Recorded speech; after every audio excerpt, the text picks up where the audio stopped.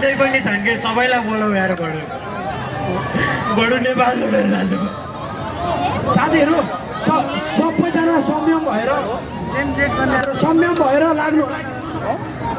यो मैले देखाइरहेको यो स्टुडेन्टको गीती हो यो 15 वर्षको स्टुडेन्टको यो 15 वर्षको स्टुडेन्टको गीती हो यो विद्यार्थीको गीती हो यो पछाडि टाउकोमा हानेर गीती निकाल्दैन छ यो सरकार देख्नुहोस् यहाँ हेर्नुहोस् यो गीती हो यो स्टुडेन्टको गीती हो यो स्टुडेन्टको गीती हो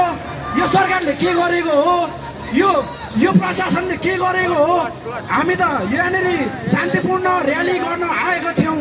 तर यो सरकारले चाहिँ ज्यादती गरेको जस्तो हामी सबैलाई लागिरहेको छ सरकारको निकायबाट म सबैजनालाई भन्न चाहन्छु यो जेनेरेसनलाई चाहिँ दमन नहोस् म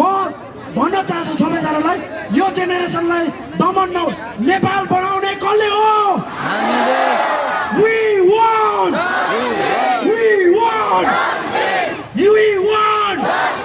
मैले यति भन्न चाहे सबैजनालाई संयम भएर हाम्रो आन्दोलन जारी छ नेपाली कहिले झुक्दैन नेपाली कहिले झुक्दैन अन्याय र अत्याचार सहदैन सबैजनालाई म जोसका साथमा बस्नको लागि अनुरोध गर्दछु है हाम्रो विद्यार्थीको गीती निकाल्न सरकार मुर्दाबाद धन्यवाद हाम्रो उताबाट साथीहरू आउनु भएको छ केही